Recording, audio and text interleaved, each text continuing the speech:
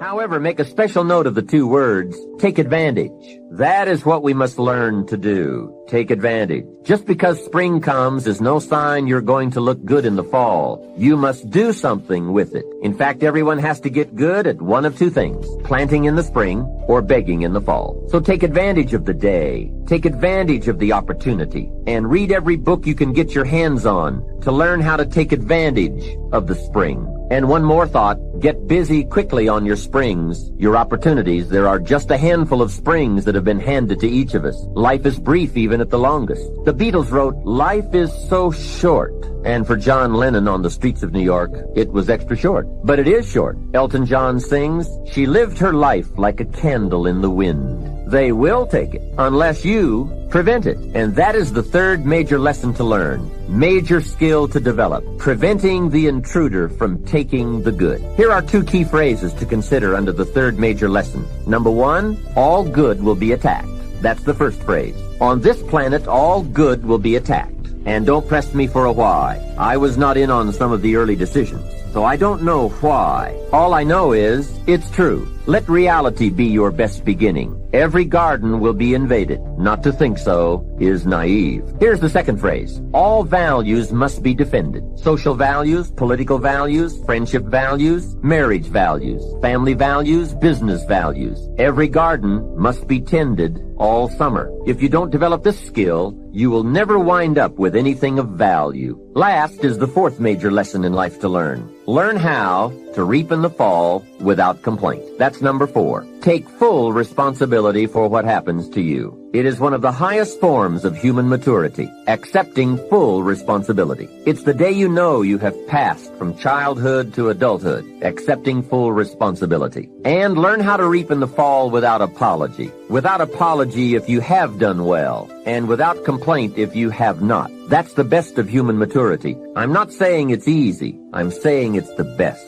Now, I used to have some problems in this area, way back in those early days. I used to have this list of reasons why I wasn't doing well. To explain, right? Otherwise you're going to look bad. I used to have this funny list called Reasons for Not Looking Good. I really did. I used to blame the government. You can believe that or not. It was at the top of my list. I had a lecture second to none. The government. I blamed taxes. Look what you've got left after they take everything out. Taxes, that was on my list. I blamed prices. That's easy, right? You walk into a supermarket with $20 and come out with this little half bag of groceries. That was on my list. I blamed the weather. I blamed the traffic. I blamed my car. I blamed the manufacturers. I blamed my negative relatives. They were always putting me down. I blamed my cynical neighbors. They were just selfish, looking out for themselves. Wouldn't loan me any money. I blamed the community. I blamed the economy. Hey, that's a pretty good list for not doing well, isn't it? I thought it was a good list. I will never forget this one day. Mr. Schoaf was very kind, but he was also very blunt, which was helpful for me. If he hadn't been blunt,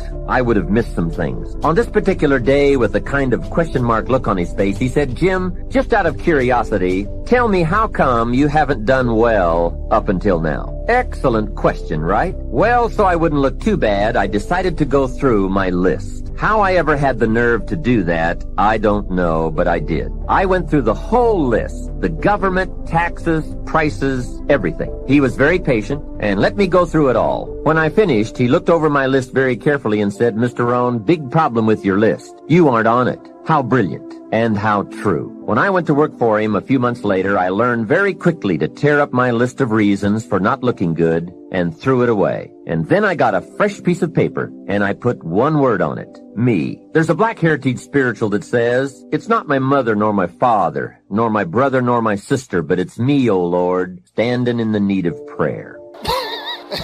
That little piece of hood logic was a little bit too much for her.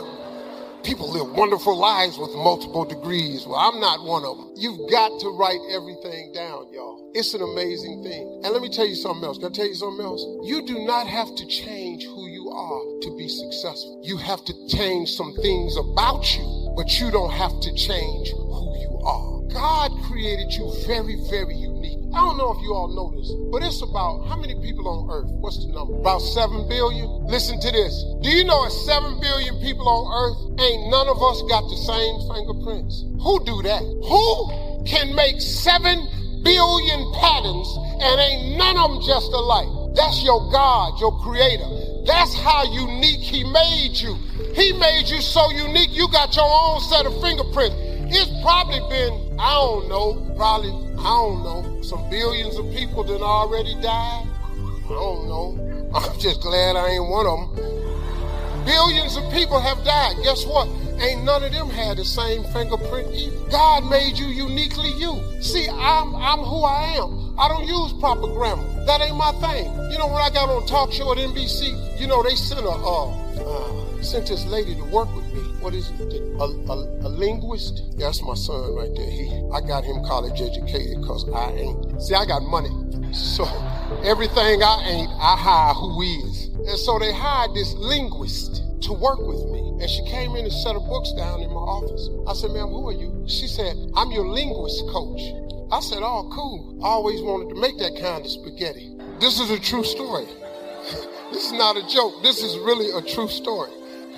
I had no idea what this lady was talking about. So I'm sitting up there and she says, what is that? She said, I'm here because NBC feels if you want to be successful in daytime television, you have to speak more eloquently. So I'm here to work with your grammar. I said, oh, I ain't finna do all that. She said, excuse me? I said, I ain't finna do all that. She said, could you say that slowly for me? I said, I ain't finna do all that. L-A-T. I ain't finna do all that. She said, that's exactly why I'm here. I said, ma'am, what is you talking to me about this for?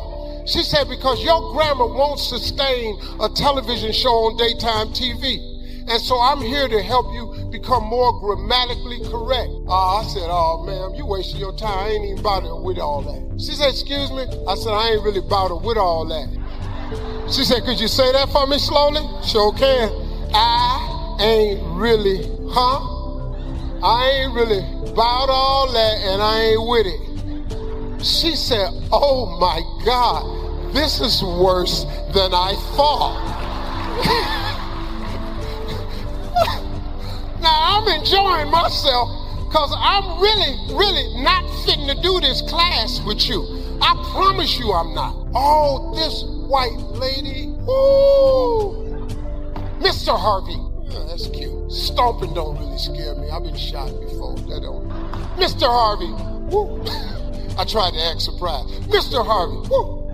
Tried to just give her something. She said, you have got to stop this. You have got to speak more grammatically correct to be a success. I said, to be a success, I got to speak more correct. I said, let me ask you something. Which one of these sound best to you? I am broke or I'm is rich? Somebody help me in here. Touch somebody and say, I'm ready to work that thing. I'm ready to work that thing.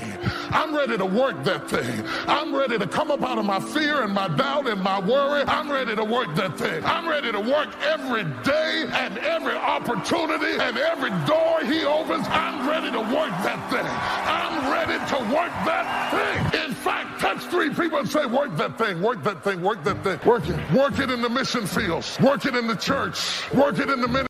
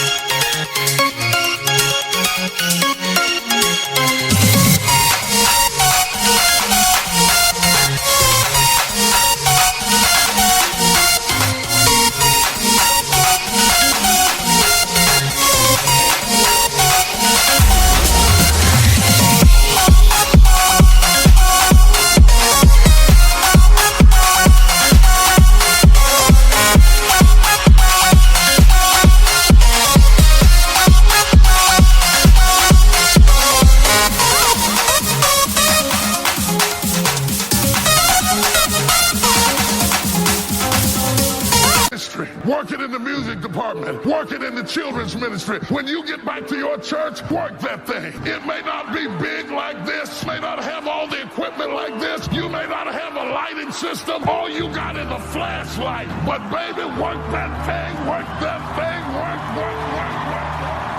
I want going to get you so fired up that hell gets nervous when you pull out of the parking lot.